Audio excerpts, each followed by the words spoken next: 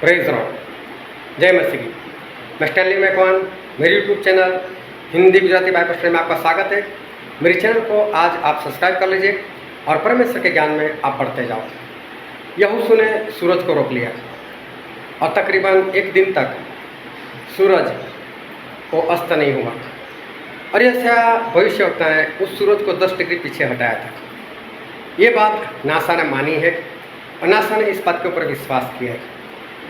लेकिन आज मैं कुछ और कहना चाहता हूँ कि आप भी सूरज को रोक सकते हो। कैसे, किस तरह से आप रोक सकते हो और आपको रोकना भी चाहिए। कैसे, वो जानने के लिए मेरे साथ इस वीडियो में अंत तक बने रहो।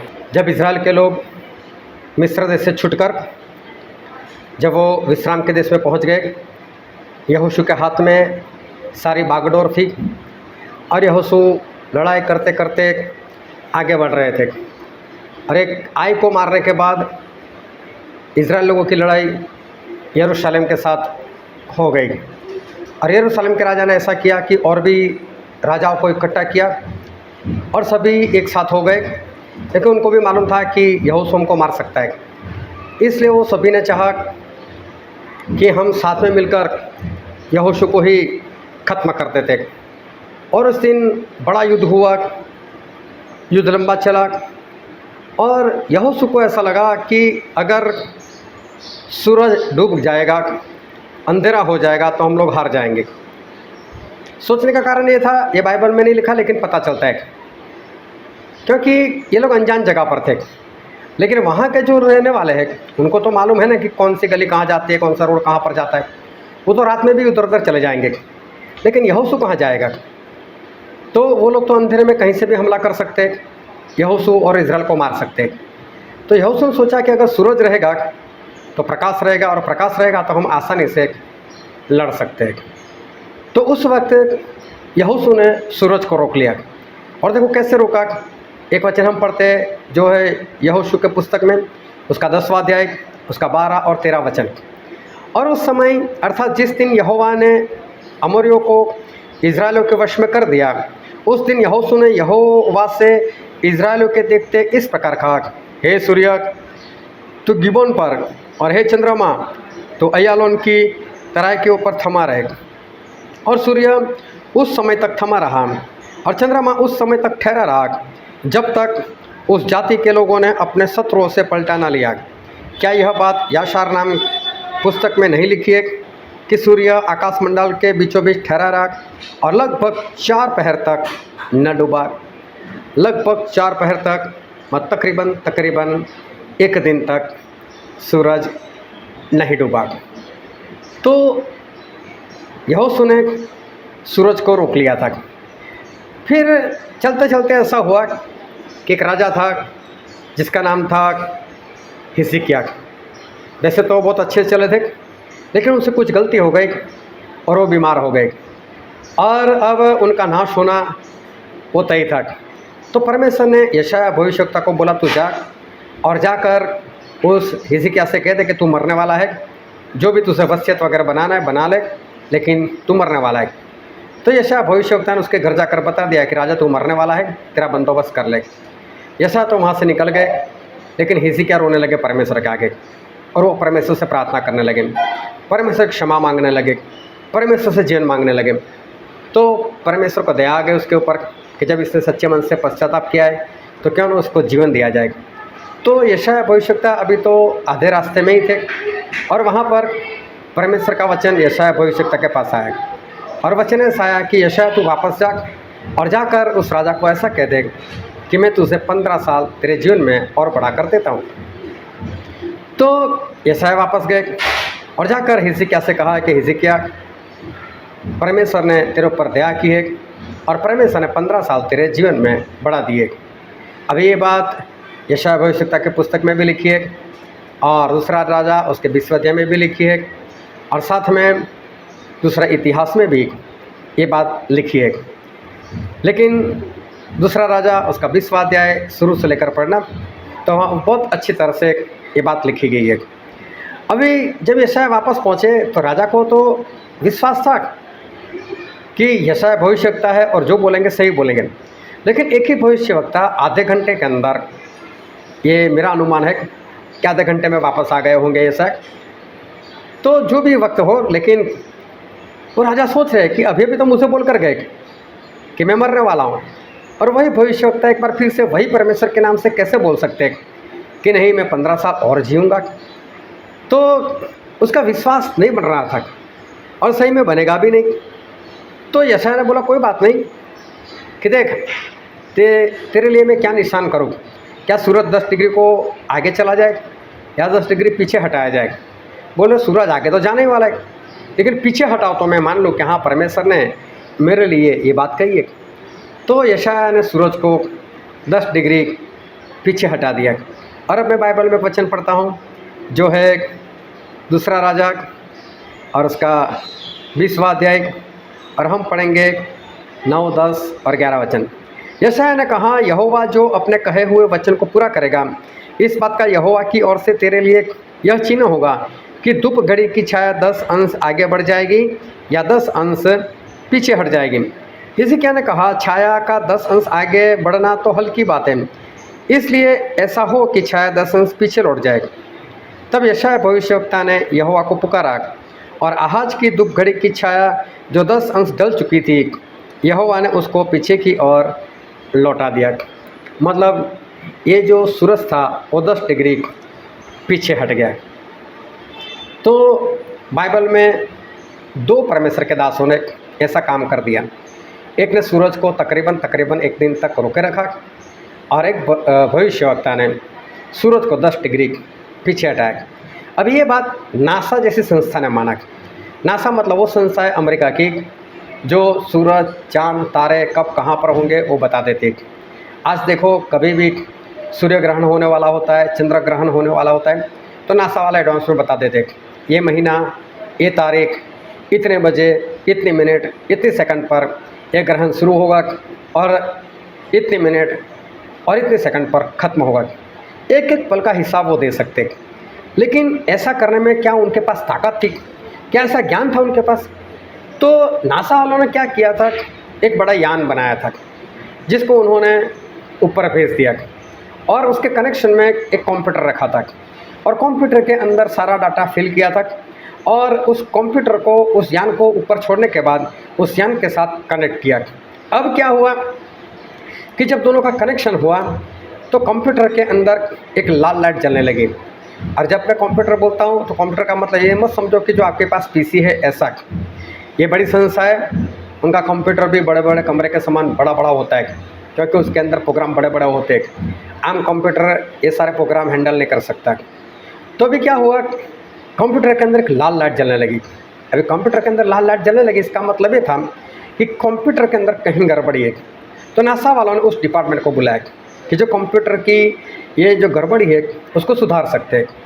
तो जब वो लोग आए तो उन्होंने देखा, तो उन्होंने देखकर ऐसा बताया कंप्यूटर को चेक कर कर कि जिन लोगों ने इसके अंदर डाटा फिल किया है उसकी वहाँ पर कुछ गलती है। तो जिन लोगों ने डाटा फिल किया था वो डिपार्टमेंट को बुलाया। जब उन लोगों ने छानबीन की तो उन्होंने ये बताया कि कंप्यूटर ऐसा बता रहा है कि हमने जो डाटा डाला है उसमें एक दिन मिसिंग है, मतलब कि एक दिन गायब है। तो बोले एक दिन गायब है, तो बोले कोई बात नहीं, ढूंढो उसको। अभी ढूंढना ऐसे था कि जनवरी के 31 दिन, तो फरवरी के 28 या तो 29 दिन होते 4 साल में एक बार, फिर मार्च के 31, अप्रैल के 30, फिर जुलाई और अगस्त दोनों के 31 दिन, ऐसे बरसों का हिसाब उसमें डालना था। इन लोगों ने डाला भी हुआ था, लेकिन कंप्यूटर बता रहा है कि इसमें एक दिन नहीं है। अब इन लोगों ने पूरा डाटा छान मारा, कहीं पर कोई गलती नहीं, कोई दिन गायब नहीं, लेकिन कंप्यूटर बता रहा है एक दिन गायब है, एक दिन गायब है। तो वहाँ पर एक साइंटिस्ट था जिन्होंने बाइबल पढ़ा हुआ था और उनको ये बात याद आई यहोशू वाली कि ऐसा हुआ था कि एक बार दिन, पूरे दिन तक सूरज जो है वो रुका हुआ था। बोले कहीं इसकी तो गड़बड़ी नहीं।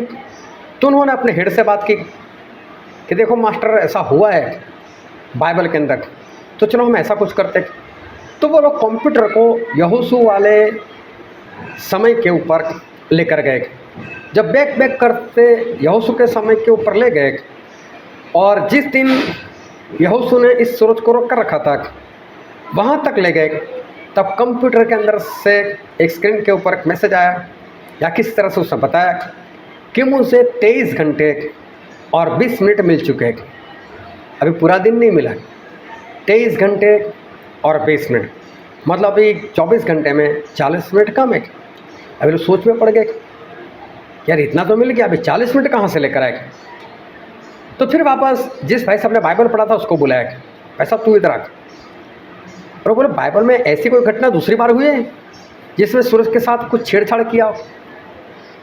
तो उसने बताया हाँ ऐसा एक बार फिर हुआ है। और फिर उन्होंने बाइबल से ढूंढा और ऐसा भविष्य वक्त वाली बात ढूंढ निकाली। और फिर उस पीरियड में उस कंप्यूटर को लेकर गए, और उस पीरियड में जब कंप्यूटर गया तो कंप्यूटर ने ऐसा बताया कि मुझे बाकी की 40 मिनट मिल गई। सूरज का 10 डिग्री पीछे हटना, इसका मतलब होता है 40 मिनट तक पीछे हटना। अभी देखो नासा वालों ने ये बात स्वीकार की, क्योंकि उसके बिना उनका कंप्यूटर आगे नहीं बढ़ रहा था। आज ये लोग बता देते ना कब सूरज ग्रहण होगा, कब चंद्र ग्रहण होगा, लेकिन उसके पीछे बाइबल है, तब ये लोग बता सकते हैं कि कब सूरज ग्रहण होगा या कब चंद्र ग्रहण होगा। तो नासा वालों ने, बड़े बड़े साइंटिस्टों ने बाइबल को माना। चलो ये तो ठीक है, कोई माने या ना माने, लेकिन बाइबल सच्चा है और हमारे परमेश्वर भी सच्चे हैं। लेकिन मैं एक बात आपको बताना चाहता हूँ, क्या आप भी सूरज को रोक सकते हो? हाँ, आप सूरज को रोक सकते हो। कैसे? चलो आगे चलकर मैं बताता हूँ। एक दूसरा सवाल पूछता हूँ, क्या आप सूरज को पीछे हटा सकते हो? हाँ, आप सूरज को पीछे भी हटा सकते हो। कैसे? चलो वीडियो में बने रहो, मैं आपको ये बात भी बताता हूँ कि किस तरह से आप सूरज को पीछे हटा सकते हो या सूरज को रोक सकते हो। जब मूसा परमेश्वर के साथ सिनाई नाम के पहाड़ के ऊपर बातचीत कर रहे थे और वहाँ 40 दिन रुके हुए थे, तो नीचे इज़राइल लोग जो थे वो हारून के पास इकट्ठा हुए और हारून को बोलने लगे कि हारून ये मूसा का क्या हुआ हम नहीं जानते, तो हमारे देवता बना। हारून डर गए कि तो इज़राइल के लोग हैं, कहीं मार ना दे, चलो देवता बनाकर दे ही दो। तो बोला सभी लोग सोना मुँह से दो। तो सोना पिघाल कर डालकर एक बछड़ा बना लिया और बोला देखो ये यहोवा परमेश्वर, इसको बलि चढ़ाओ, होम बलि दो इसको। और सभी लोग वहाँ पर खाने पीने लगे, व्यभिचार करने लगे, उसको बलि देने लगे, मूर्ति पूजा करने लगे। तब परमेश्वर का क्रोध जो है वो इज़राइल लोगों के ऊपर बहुत भड़क उठा। और जब परमेश्वर का क्रोध भड़क उठा तो परमेश्वर ने सोच लिया कि मैं पूरे इज़राइल को ख़त्म कर दूंगा और मूसा के जरिए मैं एक नई देश जाति जो है मैं बनाऊंगा, लेकिन इज़राइल लोगों को मैं ख़त्म कर दूंगा। और देखो मैं एक वचन पढ़ता हूँ जो निर्गमन का पुस्तक और उसका 32वां अध्याय, और हम पढ़ते हैं 9 से लेकर 12 वचन। फिर यहोवा ने मूसा से कहा, मैंने इन लोगों को देखा और सुन वे हठीले हैं, अब मुझसे मत रोक, मेरा कोप उन पर भड़क उठा है जिससे मैं उन्हें भस्म करूं, परंतु तुझसे एक बड़ी जाति उपजाऊंगा। परमेश्वर ने बोल दिया कि मूसा मैं तेरे जरिए एक बड़ी देश जाति उपजाऊंगा। लेकिन आगे पढ़ते तब मूसा अपने परमेश्वर यहोवा को यह कह के मनाने लगा कि हे यहोवा, तेरा कोप अपनी प्रजा पर क्यों भड़का है, जिससे तू बड़े सामर्थ्य और बलवंत हाथ के द्वारा मिस्र देश से निकाल लाया है। मिस्री लोग यह क्यों कहने पाए कि वह उनको बुरे अभिप्राय से अर्थात पहाड़ों में घात करके धरती पर से मिटा डालने की मनसा से निकाल ले गए। तो अपने भड़के हुए कोप को शांत कर और अपनी प्रजा को ऐसी हानि पहुंचाने से फिर जा। मूसा ने परमेश्वर को बोला कि परमेश्वर आपको ऐसा नहीं करना है, आप ऐसा मत करो। और मूसा ने परमेश्वर को रोक लिया कि आप ऐसा मत करो, और परमेश्वर ऐसा करने से रुक गए। अभी इज़राइल प्रजा आगे बढ़ती गई और विश्राम के देश के पास आ गए। जब विश्राम के देश के पास आ गए तब ऐसा हुआ कि 12 लोगों को जासूसी करने के लिए, भेद लेने के लिए कनान देश में भेजे। जब वो 40 दिन के बाद लौट आए तो यहोशू और कालेब को छोड़कर बाकी 10 रोने लग गए। उसके साथ सारी इज़राइल प्रजा रोने लग गई और सभी लोग चिल्लाने लगे कि परमेश्वर हमको यहाँ पर मरने के लिए लेकर आए, मरने के लिए लेकर आए, चलो वापस मिस्र देश में चलते, वापस हम गुलामी करते, वो हमारे लिए अच्छा है, मूसा को हटाओ, दूसरा अगुवा बनाओ और हम मिस्र देश में चले जाते। और देखो इनके अविश्वास के कारण परमेश्वर का क्रोध एक बार फिर भड़क उठा और परमेश्वर ने चाहा कि मैं इनको ख़त्म ही कर दूंगा। और मूसा से एक नई जाति जो है वो मैं बनाऊंगा। और देखो मैं आपके लिए वचन पढ़ता हूँ, गिनती का पुस्तक उसका 14वां अध्याय और 11 से लेकर 19। तब यहोवा ने मूसा से कहा, ये लोग कब तक मेरा तिरस्कार करते रहेंगे और मेरे सब आश्चर्य कर्म देखने पर भी कब तक मुझ पर विश्वास न करेंगे। मैं इन्हें मरी से मारूंगा और उनके निज भाग से उन्हें निकाल दूंगा और तुझसे एक जाति उपजाऊंगा जो उनसे बड़ी और बलवंत होगी। परमेश्वर ने बोल दिया, मूसा मैं इनको तो ख़त्म कर दूंगा, लेकिन तेरे से एक बड़ी देश जाति बनाऊंगा जो इनसे भी बलवंत होगी। लेकिन मूसा ने क्या कहा, हम आगे पढ़ते हैं। मूसा ने यहोवा से कहा, तब तो मिस्री जिनके मध्यम में से तू अपनी सामर्थ्य निकाल कर उन लोगों को निकाल ले आया है, वह सुनेंगे और इस देश के निवासियों को कहेंगे, उन्होंने तो यह सुना है कि तू जो यहोवा है इन लोगों के जो यहोवा है इन लोगों के मध्य में रहता है और प्रत्यक्ष दिखाई देता है और तेरा बादल उन पर ठहरा रहता है और तू दिन को बादल के खंभे में और रात को अग्नि के खंभे में होकर इनके आगे चला करता है। इसलिए यदि तू इन लोगों को एक ही बार में मार डाले तो जिन जातियों ने तेरी कीर्ति सुनी है वे कहेंगे कि यहोवा उन लोगों को उस देश में जिसे उसने उन्हें देने की शपथ खाई थी पहुंचा ना सका, इस कारण उसने उन्हें जंगल में घात कर डाला है। सो अब प्रभु की सामर्थ की महिमा तेरे इस कहने के अनुसार हो कि यहोवा कोप करने में धीरजवंत और अति करुणामय है और अधर्म और अपराध का क्षमा करने वाला है, परंतु वह दोषी को किसी प्रकार से निर्दोष न ठहराएगा और पूर्वजों के अधर्म का दंड उनके बेटों और पोतों और परपोतों को देता है। अब इन लोगों के अधर्म को अपने बड़ी करुणा के अनुसार और जैसे तू मिस्र से लेकर यहाँ तक क्षमा करता आया है वैसे ही अब भी क्षमा कर दे। देखो मूसा ने परमेश्वर को एक बार फिर रोक लिया और परमेश्वर जब भी किसी के ऊपर भड़कते हैं तो सही में परमेश्वर उसको बचाना ही चाहते, परमेश्वर उसको मारना नहीं चाहते और बचाने के लिए परमेश्वर अपने दासों का इस्तेमाल करते। और इसलिए परमेश्वर हम लोगों को चुनते हैं कि हम परमेश्वर और इंसान के बीच में आए और परमेश्वर को नाश करने से रोक ले, ये परमेश्वर हमसे चाहते हैं।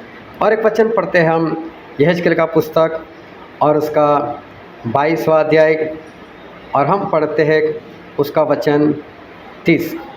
और यहाँ पर ऐसा लिखा है, और मैंने उनमें ऐसा मनुष्य ढूंढना चाहा जो बाड़े को सुधारे और देश के निमित्त नाके में मेरे सामने ऐसा खड़ा हो कि मुझे उसको नाश न करना पड़े, परंतु ऐसा कोई न मिला। परमेश्वर ने खुद चाहा कि इंसान ऐसा हो कि जो परमेश्वर को रोक ले। तो परमेश्वर के दास होने के नाते हमें क्या करना है, हमें इंसान और परमेश्वर के बीच में खड़े रहना है। और परमेश्वर जिसके ऊपर झुंझला उठे, परमेश्वर जिसके ऊपर उनका क्रोध भड़का हुआ है, हमें परमेश्वर को शांत करना है। हमें परमेश्वर से विनती करनी, परमेश्वर इनको जीवन दे दो, परमेश्वर इसको क्षमा कर दो, परमेश्वर इसको माफ़ कर दो, परमेश्वर इसको बचा लो। और परमेश्वर खुद चाहते हैं कि ऐसा इंसान मुझसे मिले और वो मुझे रोक ले। हमें परमेश्वर को रोकना है। और परमेश्वर को रोकना मतलब क्या होता है, कब कहा जाता है कि हमने परमेश्वर को रोका, तो हम बाइबल में एक वचन पढ़ते हैं जो है भजन संहिता उसका 84 और उसका 11 वचन।